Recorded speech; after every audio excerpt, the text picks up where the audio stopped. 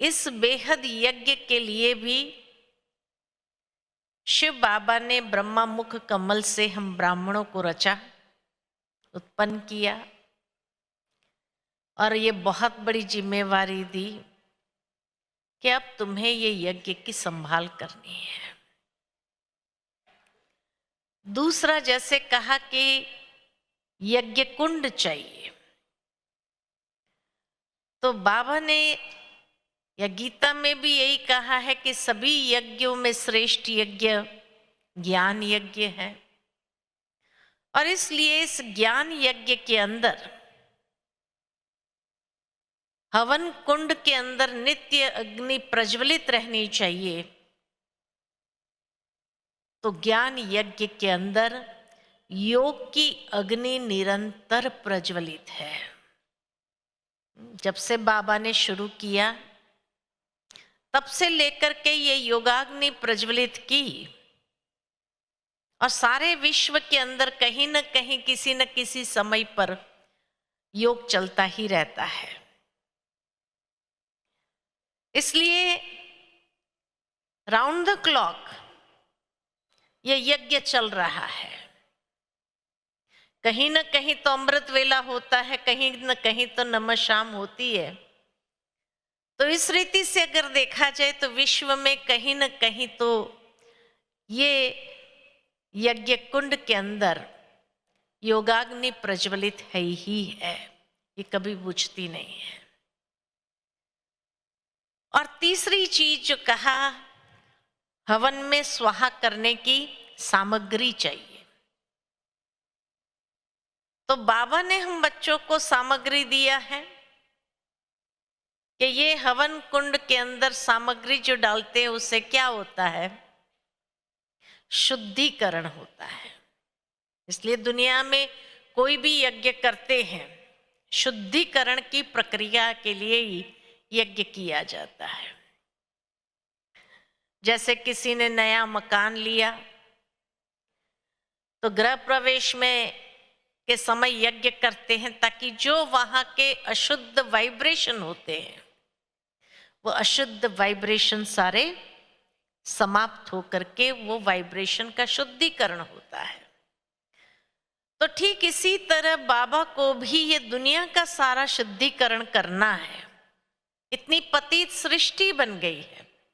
कोई दिन की बाबा की साकार मुरली हम ये शब्द नहीं सुनते हैं कि बाबा आया है पतितों को पावन बनाने।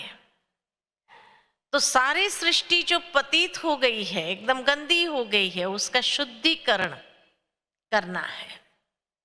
और शुद्धिकरण के लिए जो हवन सामग्री है वो है तन मन धन मनसा वाचा कर्मणा समय श्वास शक्ति। उसी से ये यज्ञ का शुद्धिकरण होता है, वातावरण का शुद्धिकरण होता है। पहले स्व का शुद्धिकरण करते हैं और तभी हमारे वाइब्रेशन से वायुमंडल को वाइब्रेशन को भी हम शुद्ध करने लगते हैं। तो मनसा वाचा कर्मणा, उसमें जो भी बुराई है तन मन धन में जो भी बुराई समाई हुई है उसको करो स्वाहा। और जब उसको स्वाहा कर देते हैं तो स्वयं का शुद्धिकरण और हमारे साथ साथ सारे संसार के अंदर भी वाइब्रेशन का शुद्धिकरण होने लगता है। अर्थात पतित से पावन बनने की प्रक्रिया आरंभ हो जाती है। फिर जैसे बाबा कहते हैं कि जैसे कोई आर्मी होती है, कोई सैनिक होता है और वो बॉर्डर्स की सुरक्षा करता है, और सुरक्षा करने से पहले बॉर्डर की सुरक्षा के साथ साथ पहले वो स्वयं की रक्षा करता है, तब वो बॉर्डर्स की रक्षा कर सकता है। अगर केयरलेसनेस आ जाए और स्वयं की ही रक्षा न कर सके, खुद ही शिकार बन जाए, तो बॉर्डर्स की क्या रक्षा करेगा।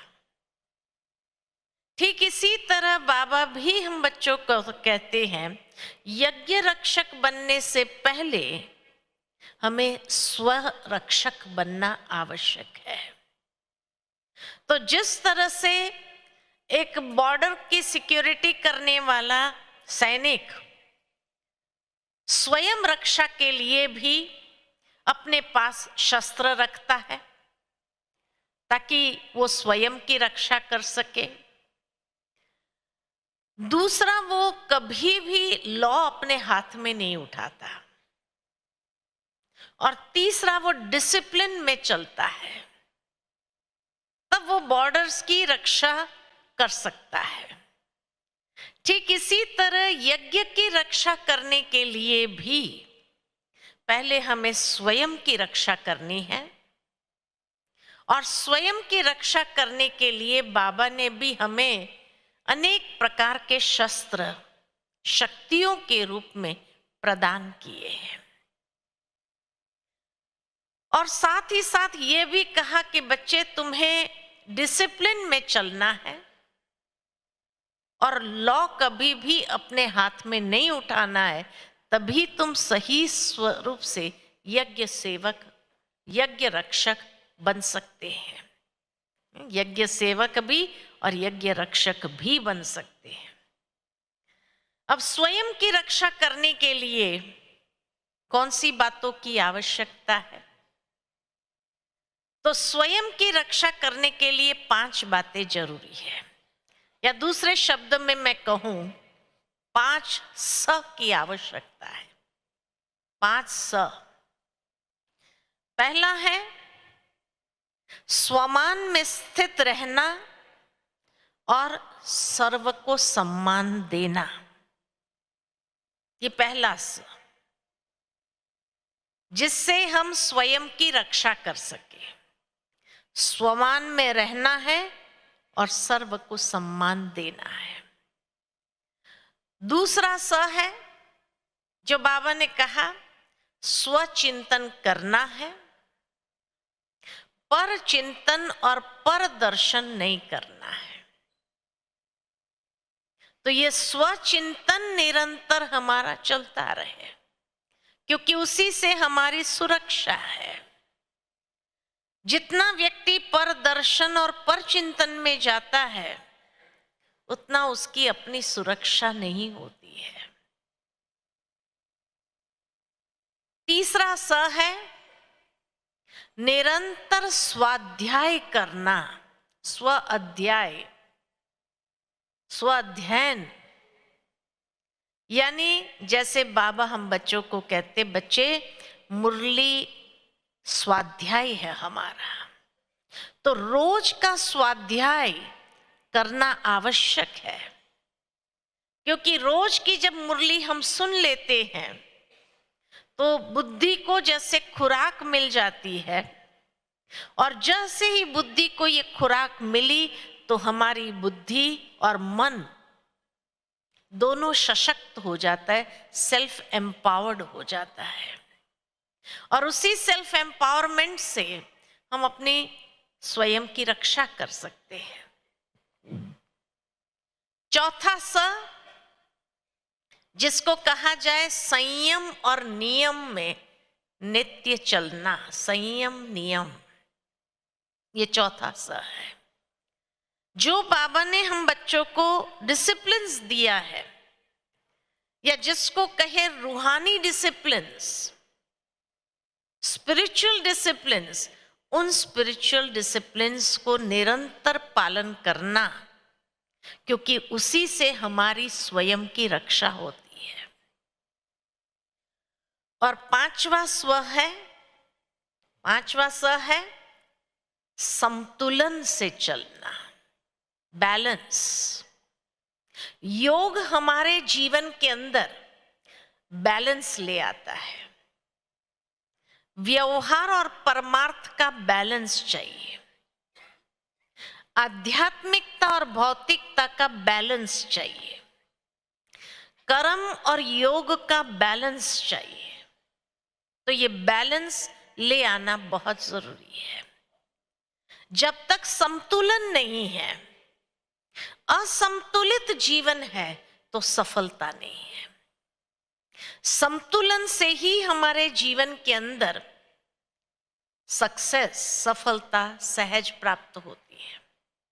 आज दुनिया के अंदर प्रैक्टिकली अगर देखा जाए तो ये 5 स की कमी है, इसलिए इंसान खुद की रक्षा भी नहीं कर सकता है।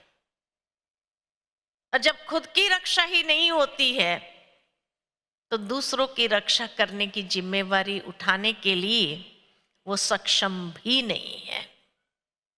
तो हमें अपनी सुरक्षा करनी है सबसे पहले ये 5 स के माध्यम से, क्योंकि जितना हमारा स्वाध्ययन चलता है, स्वाध्याय, किसी ने हमें प्रश्न पूछा आध्यात्मिकता का मतलब क्या है, एक लाइन में।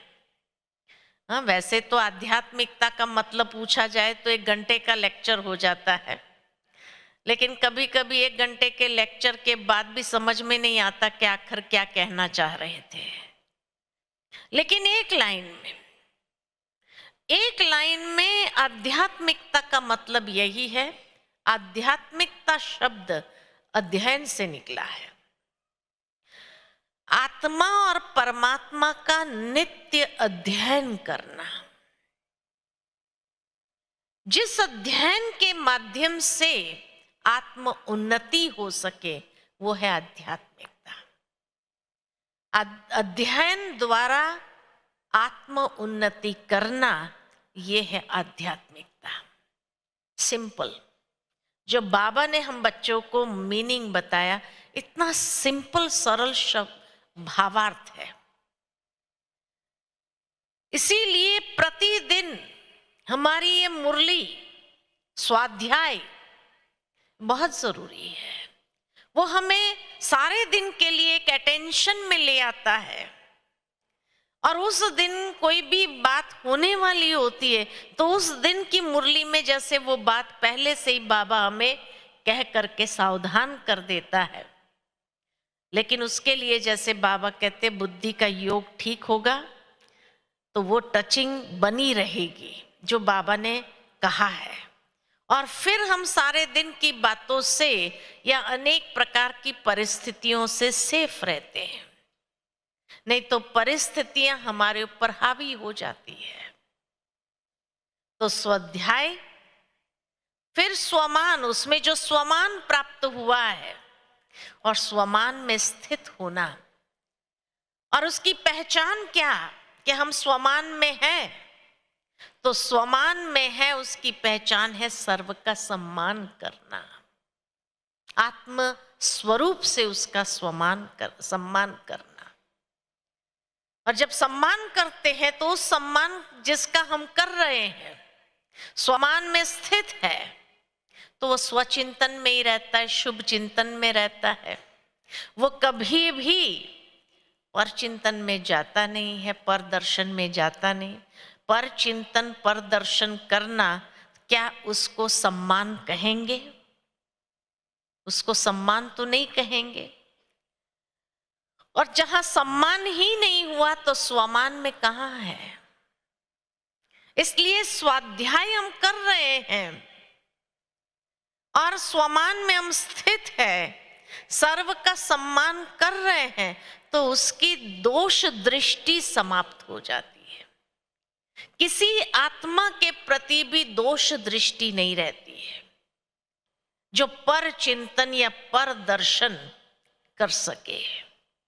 और इसीलिए वो नित्य स्वचिंतन करते हुए उन्नति को सहजता से प्राप्त करता है। और जब ये तीनों चीज है तो संयम, नियम सहजता से आ जाते हैं। मेहनत नहीं लगती। आज कई बार कई बच्चों को मेहनत लगती है। संयम में चलना, डिसिप्लिन में चलना, नियमों में प्रतिबद्ध रहना, कमिटेड रहना, जो बाबा ने नियम दिए हैं उसके प्रति कमिटेड रहना। तो बाबा कहते हैं कि जहां संयम और नियम है, प्रतिबद्धता है, कमिटमेंट है, तो वहां पर बैलेंस स्वतः आ जाता है। तो ये पांचों चीज का आपस में एक बहुत गहरा संबंध है। और इतना ही नहीं कि बहुत गहरा संबंध है, लेकिन उसी से हमारी स्वरक्षा, स्वरक्षा किस चीज की? अपनी स्थिति की रक्षा। जैसे जैसे हम जीवन के अंदर ये आध्यात्मिक जीवन में आगे बढ़ते जाते हैं, तो वैसे वैसे हमें अपनी स्थिति की रक्षा करना बहुत आवश्यक है। तो स्थिति की रक्षा स्वतः हो जाती है। दूसरी बात कि स्वरक्षा के लिए तो ये 5 बातें हैं, लेकिन उसके साथ साथ यज्ञ रक्षक बनना है।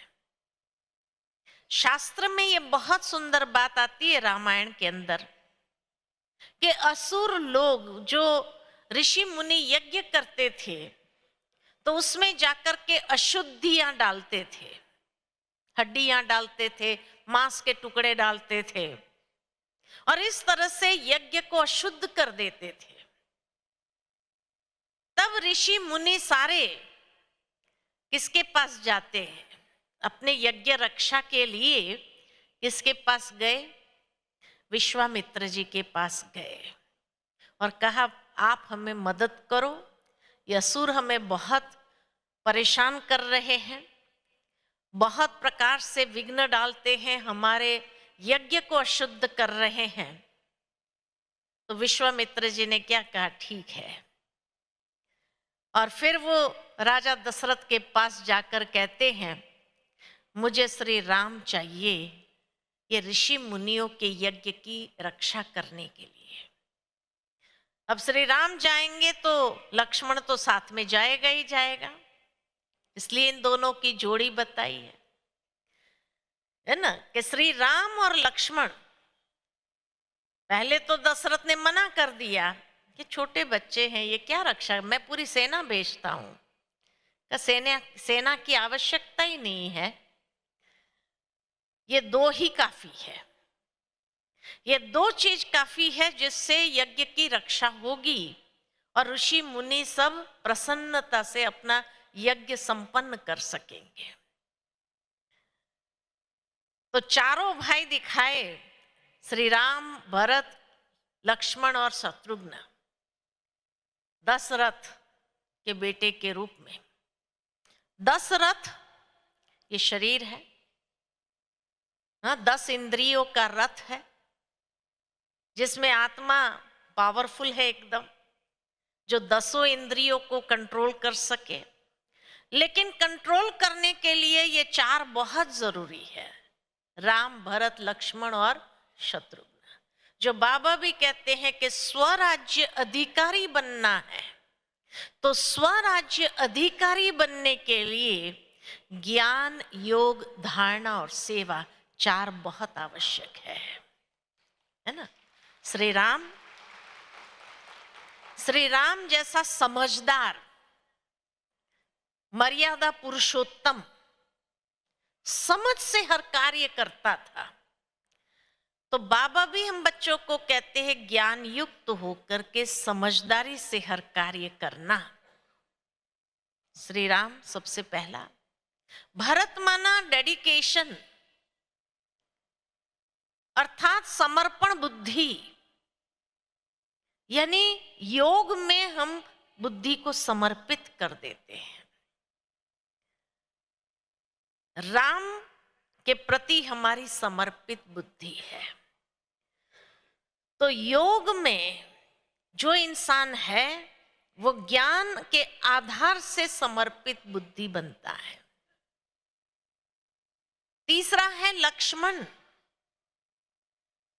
कि मन के लक्ष्य से आत्मा कई बार विचलित हो जाती है, और वो विचलित न हो उसके लिए बाबा ने धारणा हमें दे दिया। तो ज्ञान, योग, धारणा। और शत्रुघ्न को दिखाया कि वो सबकी सेवा करने वाला, जो सबकी सेवा करने वाला है उसका कोई शत्रु नहीं होता है ना। सबकी सेवा करके सबका दिल जीत लेता है, तो उसका शत्रु कौन होगा? उसका कोई शत्रु नहीं। इसलिए सेवाधारी। तो ज्ञान, योग, धारणा और सेवा, ये हमारे जीवन की सुरक्षा के लिए बाबा ने हम बच्चों को ये चारों चीज दे दी। लेकिन यज्ञ की रक्षा के लिए पहली दो चीजें राम और लक्ष्मण। राम अर्थात ज्ञान युक्त होकर के यज्ञ की रक्षा करनी है। आज दुनिया के अंदर मनुष्य जो कहीं सुरक्षा करने के लिए बंधे हुए हैं, तो वहां कैसे सुरक्षा करते हैं?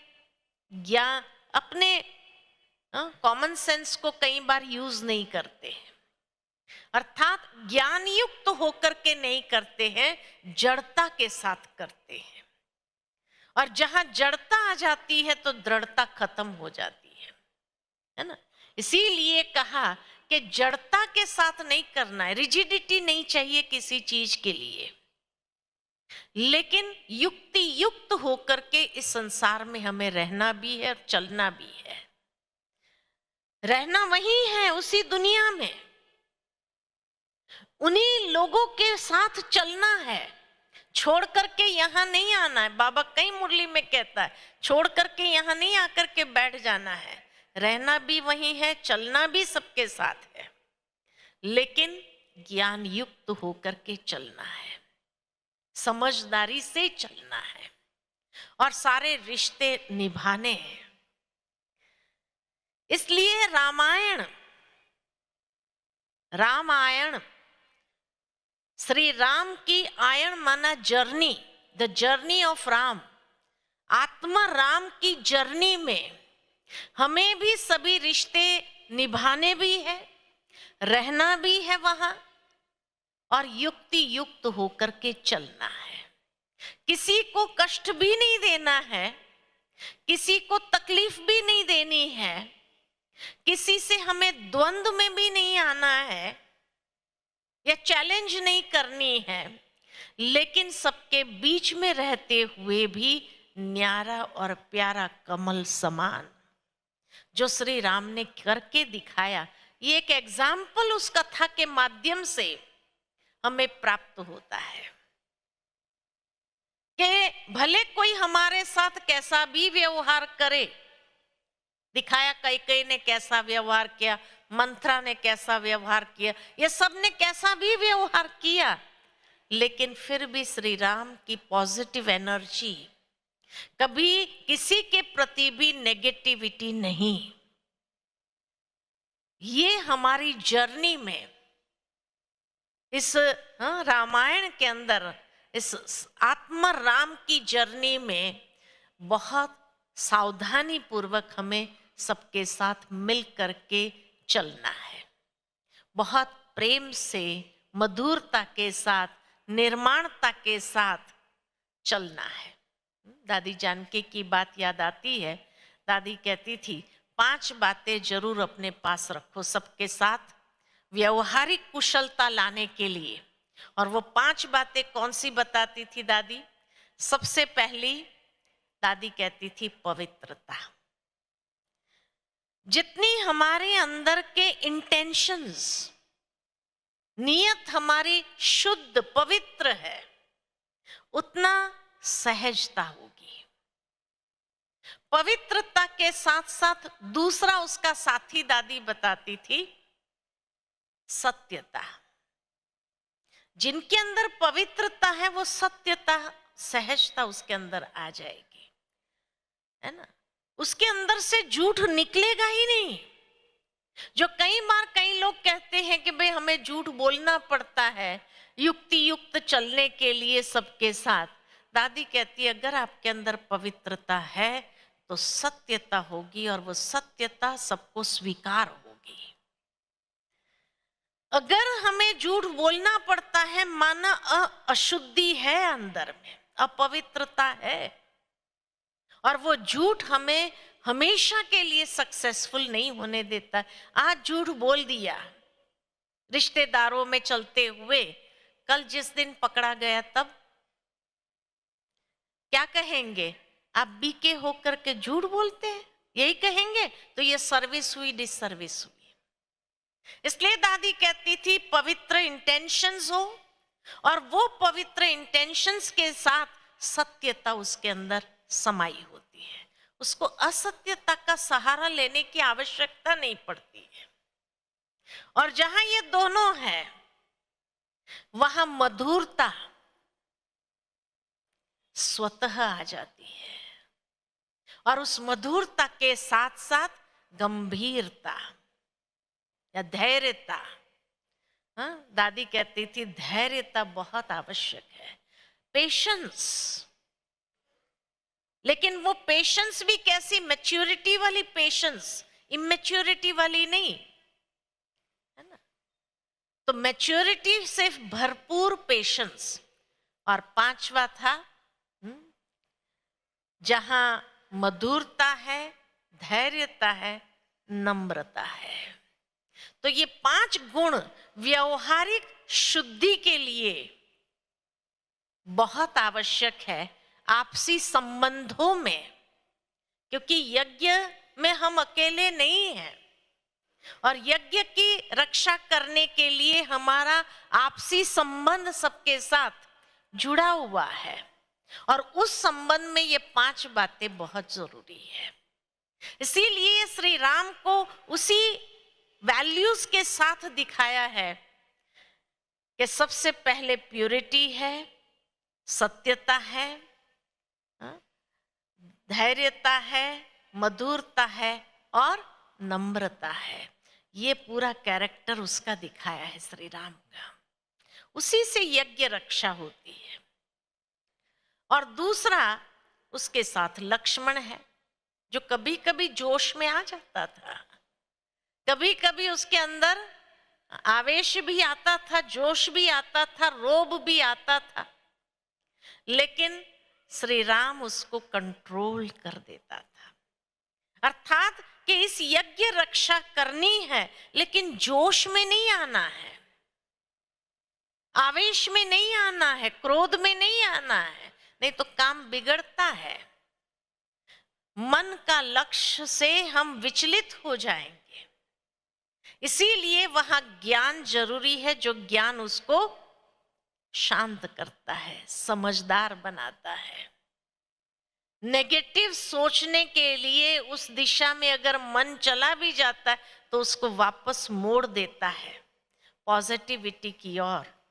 जब लक्ष्मण को जोश आ जाता था, जंगल में हम भटक रहे हैं, सारा माँ कैकेयी के कारण है, तो पॉजिटिविटी कितनी थी श्री राम की, जो कहता था अरे ये हमारे पुण्य का उदय हुआ है, जो आज हम इतने ऋषि मुनियों के दर्शन कर सके हैं। नहीं तो राजकाज में पड़ जाते थे तो कहाँ दर्शन हो पाते थे। तो ये तो it's a blessing in disguise. तो हर बात में पॉजिटिव कैसे रहना है यज्ञ रक्षा करने के लिए। तो इसीलिए विश्वामित्र जी राम और लक्ष्मण को ले गए ऋषि मुनियों के यज्ञ की रक्षा करने के लिए। और जब वहां गए तो हड्डियां और मांस के टुकड़े डालते थे, अर्थात कि कई आत्माएं यज्ञ में आती है, हड्डियां और मांस के टुकड़े डालते हैं, अर्थात दैहिक दृष्टि, दैहिक वृत्ति, दैहिक आकर्षण या देह अभिमान, जिसको एज अ होल शब्द दे दिया गया, वो देह अभिमान के वशीभूत होना, यही विघ्न को क्रिएट करता है। और जब ऐसे देह अभिमान के वशीभूत होते हैं और विघ्न क्रिएट होते हैं, तो उसको समझदारी से दूर करना होता है, मन के लक्ष्य को शांत और स्थिर करना होता है, पॉजिटिव डायरेक्शन देनी होती है, और उसी से हम यज्ञ रक्षा सहजता से कर सकते हैं। और तीसरी है मर्यादाओं की रक्षा। एक है स्वरक्षा, दूसरी है यज्ञ रक्षा। लेकिन यज्ञ रक्षा के अंदर भी महत्वपूर्ण बात है मर्यादा की रक्षा, जिसके लिए रामायण के अंदर दिखाया कि मां सीता रावण के वश में हो गई, रावण के अशोक वाटिका में चली गई। और क्यों चली गई?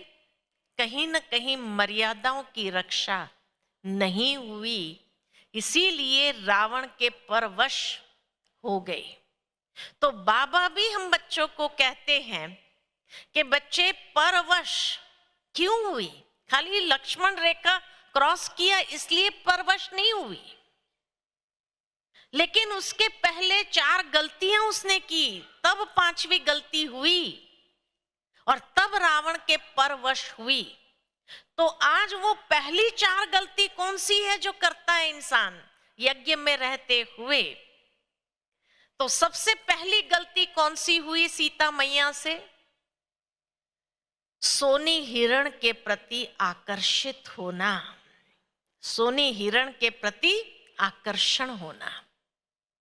आज प्रैक्टिकली अगर देखा जाता है कि दुनिया के अंदर भी सुख सुविधाओं के साधन बढ़ते जा रहे हैं, लेकिन ये साधन बढ़ने के साथ साथ आकर्षण उसके प्रति जब होता है, सोनी हिरण, और ये सोनी हिरण के प्रति आकर्षण हुआ, ये पहली मर्यादा टूटी। जो बाबा कहते दैहिक आकर्षण से अपने आप को सुरक्षित रखो, ये मर्यादा है हमारी, है ना?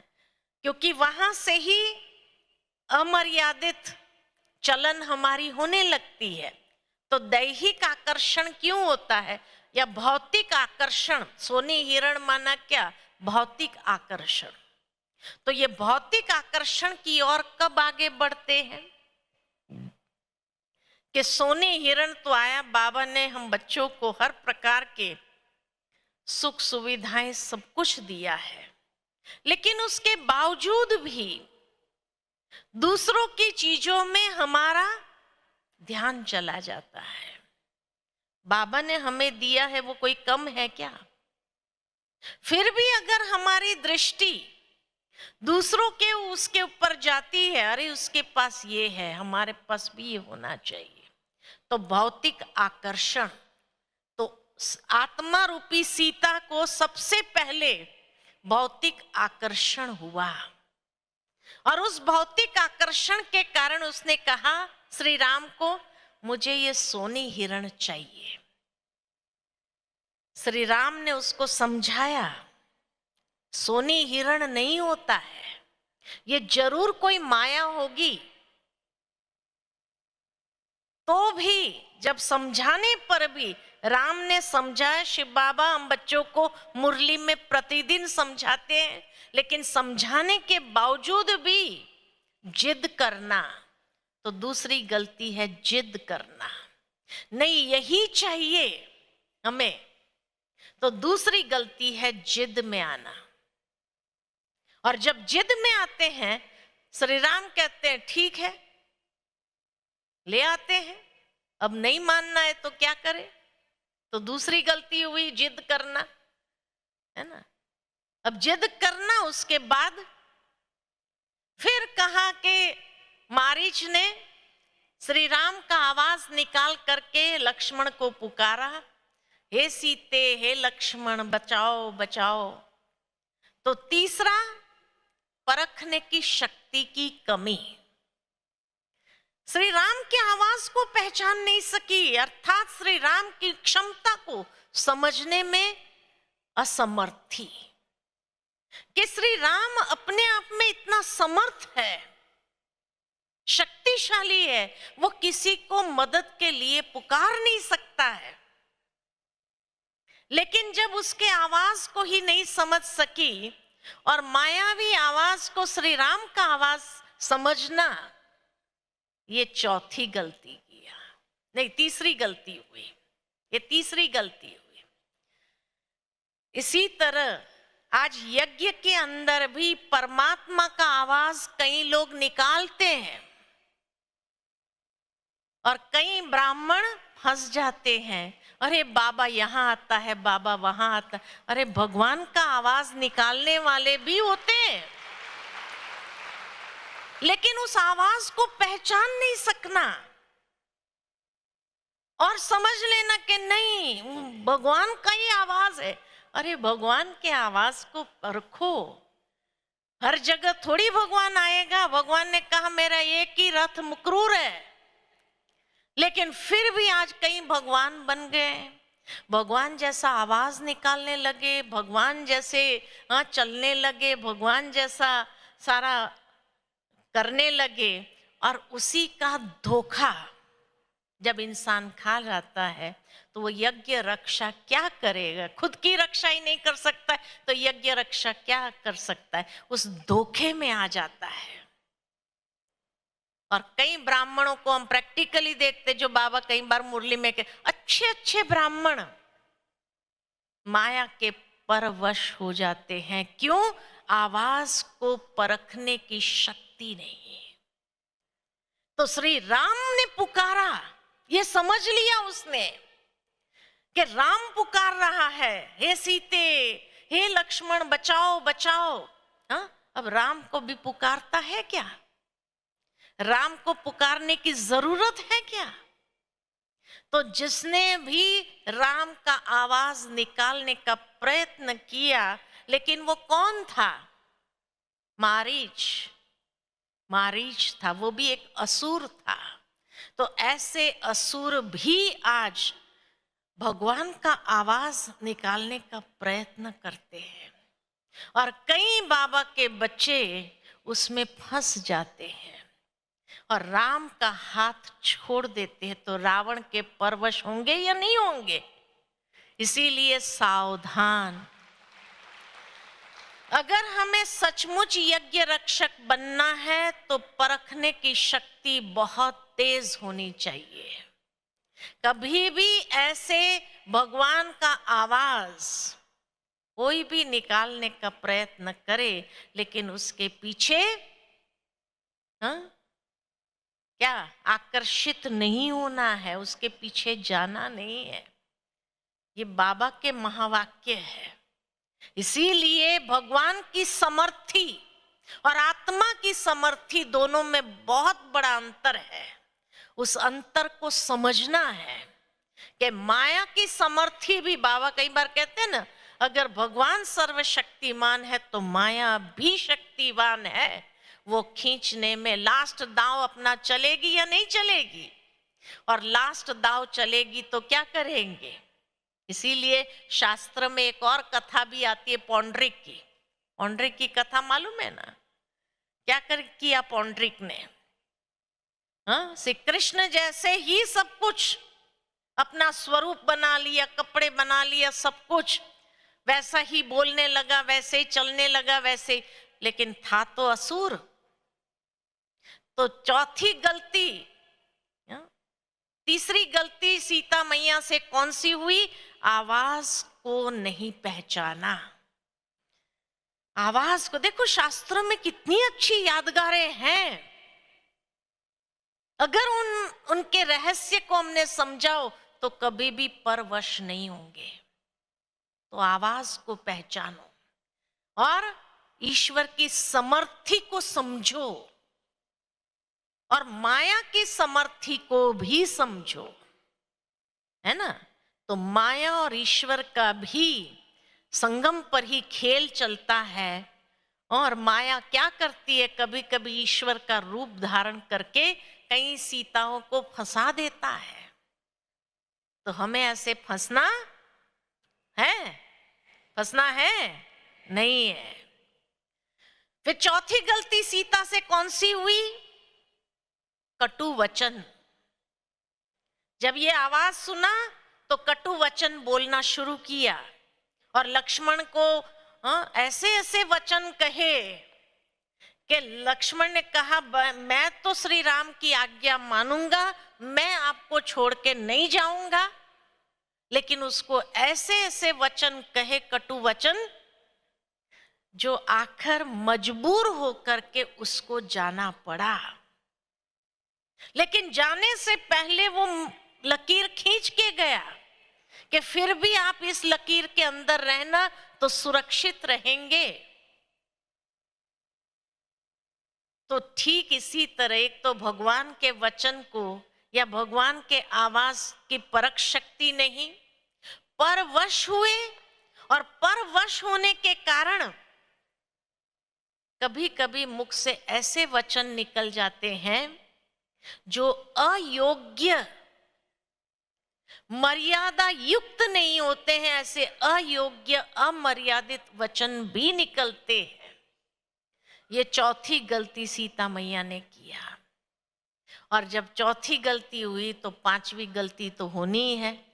फिर मर्यादा की लकीर खींच के गया, लेकिन फिर भी रावण आया, वेश बदलकर उसको भी पहचान नहीं सके, और जब पहचान ही नहीं सके उसने कहा मैया मैं तो अंदर नहीं आ सकता हूं, लेकिन आप तो बाहर आ सकती हो मुझे भिक्षा देने के लिए। और इसीलिए जैसे ही सीता मैया ने कदम बाहर रखा, क्या हुआ?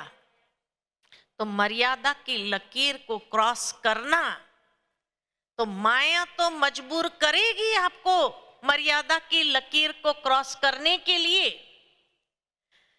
लेकिन अगर राम को साथ में रखा हो, समझदारी को साथ में रखा हो, तो कभी भी आप ये गलती नहीं करेंगे। इसीलिए बाबा भी हमें कहते, बच्चे तुम्हें मर्यादा की रक्षा करनी है अपने जीवन के अंदर। ये मर्यादा की रक्षा देह अभिमान से आरंभ हुआ, भौतिक आकर्षण से आरंभ हुआ, और लास्ट में क्या कराता है? गलती क्या कराता है? मर्यादा की लकीर को क्रॉस करा देता है। तो एक खाली लक्ष्मण रेखा क्रॉस करने से सीता मैया रावण के वश हो गई, ऐसा नहीं होता। पहले 4 गलती और हुई है। माना एक गलती 100 गलती कराती है, और बार बार गलती करने पर लास्ट में रावण के वश हो ही जाना है ना। तो इसीलिए बाबा हम बच्चों को कहते हैं कि बच्चे ये यज्ञ रक्षा करनी है तो ये 5 बातों से हमेशा सावधान। कौन सी 5 बातें? आकर्षण, भौतिक आकर्षण। दूसरा जिद, कोई भी बात में जिद करना।